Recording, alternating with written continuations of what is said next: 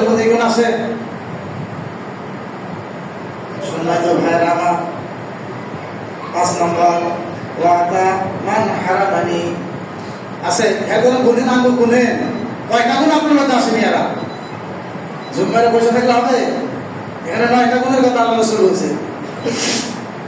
5 নম্বর কি? ওয়াতা মান হারামানি, আমি ওই ব্যক্তিকে দান করি, মান হারামানি, যে আমাকে কোনোদিন কিচ্ছু দেয় না, আমাকে বঞ্চিত করে। কি করি আমরা এটা?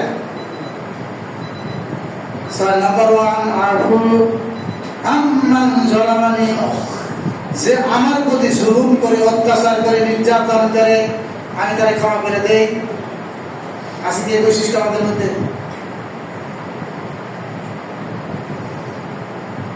বলেন 7 নম্বর হলো আইনাকুনু সুমতাজিকি ফিকরা, আল্লাহ রাসূল বলেন অসন্তি ফিকরা, অত্যন্ত গুরুত্বপূর্ণ কথা, ভালো করে শুনেন। আপনারা যদি না বুঝেন কিছু করেন না। আল্লাহ রাসূল বলেন মুত্তাকির বৈশিষ্ট্য হলো যখন সে নিরাপত্তা করে, পালন করে, কথাবার্তা বলা নীরব থাকে, ফিকরা, চিন্তা ভাবনা ওই সময়কে কাটায়। আপনারা তো নীরব থাকেন না, সুযোগ করে টেলিভিশন, ফেসবুক, ইউটিউব, আবার গেম, আবার এরকম কত মানুষ আছে গ্রাম খেলে। হ্যাঁ, কিন্তু আল্লাহর মুত্তাকির বৈশিষ্ট্য কি? কাজ নাই, আজকে একটু রেস্টে আছে, নীরব। নীরব কি?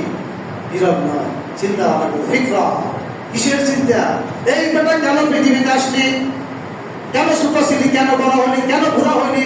কেন মরে যাবি? তোর বাপ দাদারা কোথায়? কেন কবরে গেল? তুই কোথায় যাবি? কবরে গেলে কি হবে?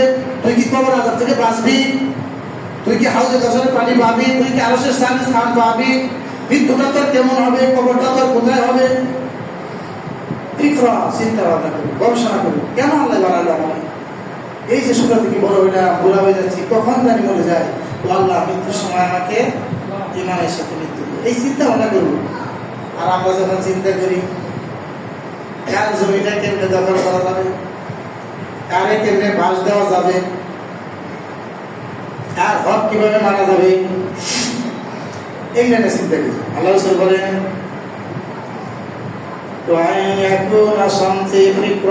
তোমার নীরবতা যেন তোমার চিন্তার খোরাক হয়, তুমি চিন্তাশীল হও। একদিন এই পৃথিবীর বুকে তুমি ছিলে না, তোমার কোনো অস্তিত্ব ছিল না, একদিন আসবে তোমার কোনো অস্তিত্ব থাকবে না। এই পৃথিবী যেমনি ছিল তেমনি রবে, তুমি থাকবা না। তাহলে তুমি কোথায় যাবা? কেন আসলা? মাঝখানে সময়টা কি করার জন্য? চিন্তা করেন। আপনাকে আল্লাহ ব্যবসা বাণিজ্য, লেখাপড়া ইত্যাদির জন্য বানাইছেন না। আমা খালাকাতুল জিন্না ওয়াল ইনসা ইল্লা লিয়াবুদুন, শুধুমাত্র তার দাসত্ব করার জন্য আল্লাহ তোমাকে বানাইছেন। এই পৃথিবীর বুকে কত রাজা বাদশা ছিল, তাদের অস্তিত্ব নাই। কত শিক্ষিত মানুষ ছিল, তাদের কোনো অস্তিত্ব নাই। কত বড় বড় ব্যবসায়ী ছিল, প্রতাপশালী ছিল, তারা কেউ নাই। আপনার মতন, আমার মতন এই ছোট ফুটি একজনও থাকবে না। তাহলে কোথায় যাব? ওই যে বলে আব্দুল সাত্তার মাস্টার ধনী আছে, ওখানে কি অবস্থা তার? কেউ তো তার এখন খোঁজ নেয় না। অথচ এই মসজিদে বসে থাকতো, ওই সকাল বিকাল বেলা বাজারে যাইতো চা খাইতে, ওই পাঁচশাল বাজারে যাইতো, ওই ইটখোলায় যাইতো না? কোন জমিটা বিক্রি, কত টাকা পাবে, অবসরের টাকা উঠানোর জন্য প্রতি মাসে একবার জয়দুপুর যাইতো। এই ছাত্র মাস্টারের জন্য পৃথিবীর কোনো কাজ আজ কিন্তু থেমে নাই, মসজিদ থেমে নাই, তার ব্যবসা থেমে নাই, ইট উঠানো বন্ধ নাই, সবই চলছে, কিন্তু মাস্টার নাই। ওইখানে গিয়ে দাঁড়িয়ে আপনাকে চিন্তা করতে হবে, একদিন তো আমিও থাকবো না। তাহলে আমার এই স্বাদের সম্পত্তি কই যাইব? ওই ব্যাংকের টাকাগুলো তো খেতে পারলো না, জায়গাগুলো তো আর উদ্ধার করতে পারলো না, পারি নাই।